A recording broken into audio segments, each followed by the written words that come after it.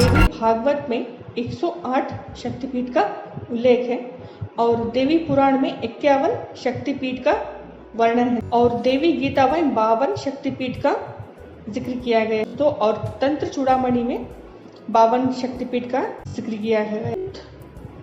वर्तमान में हमें 51 शक्तिपीठ देखने को मिलते हैं।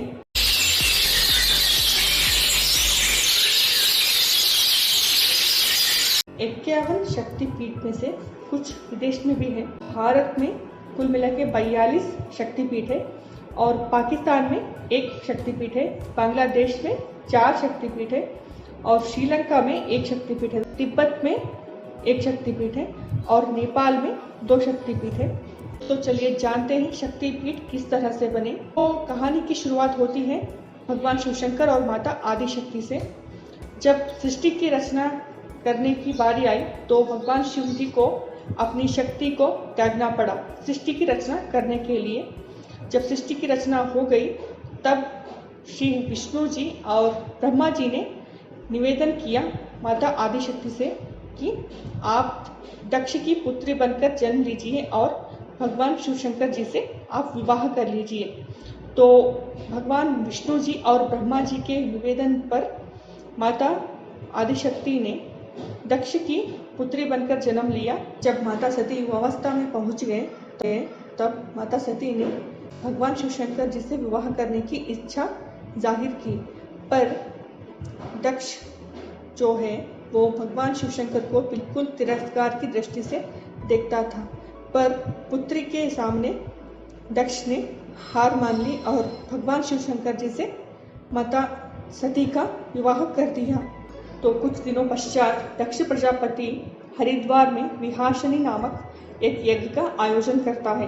तो उस यज्ञ में दक्ष प्रजापति भगवान श्री विष्णु जी, ब्रह्मा जी, देवराज इंद्र, चंद्रदेव और सभी स्वर्ग के देवताओं को निमंत्रण देता है, पर दक्ष प्रजापति भगवान शिव जी को निमंत्रण नहीं देता।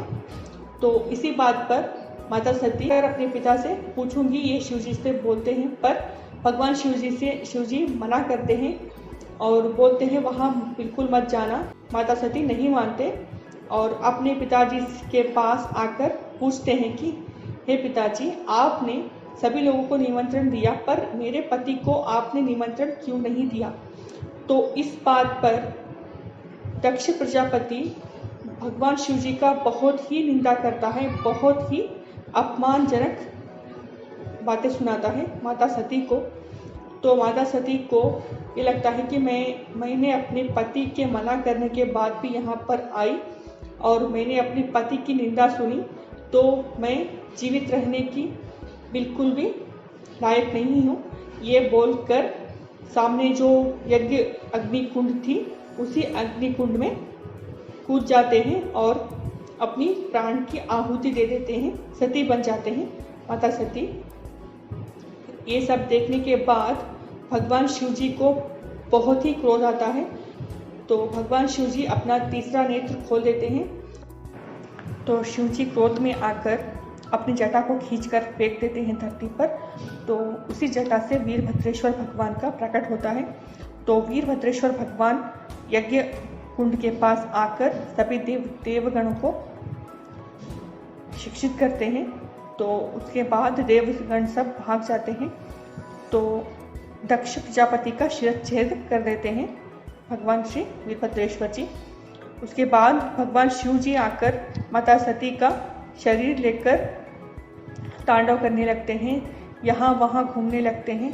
कितने दिनों तक भगवान शिव जी माता सती के शरीर को लेकर भटकते रहते हैं।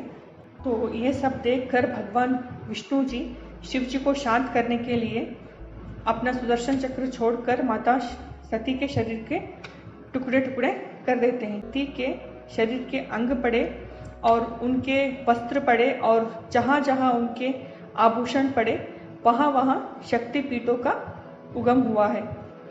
तो ये थी शक्तिपीठ की जितने शक्तिपीठ हैं और किस किस क्षेत्र में हैं, और एक एक शक्तिपीठ के बारे में मैं आपको आगे आने वाले वीडियो में पूरी तरह से जानकारी दूंगी। तो दोस्तों आप हमारे चैनल को सब्सक्राइब ज़रूर कर लीजिएगा ताकि आगे आने वाली वीडियो आपको मिल सके। और दोस्तों आपको हमारी वीडियोस कैसी लग रही हैं आप हमें कमेंट करके ज़रूर बताइएगा। और अगर आपको पसंद आए हमारी वीडियोस तो दोस्तों शेयर ज़रूर कीजिएगा ताकि और भी लोगों तक हमारी जानकारी पहुंच सके। और कमेंट करके हमें ज़रूर बताइएगा दोस्तों। अगर आपको ये वीडियो पसंद आया तो दोस्तों लाइक शेयर और सब्सक्राइब ज़रूर कीजिएगा। तो वीडियो देखने के लिए आपका बहुत बहुत धन्यवाद दोस्तों। नमस्कार।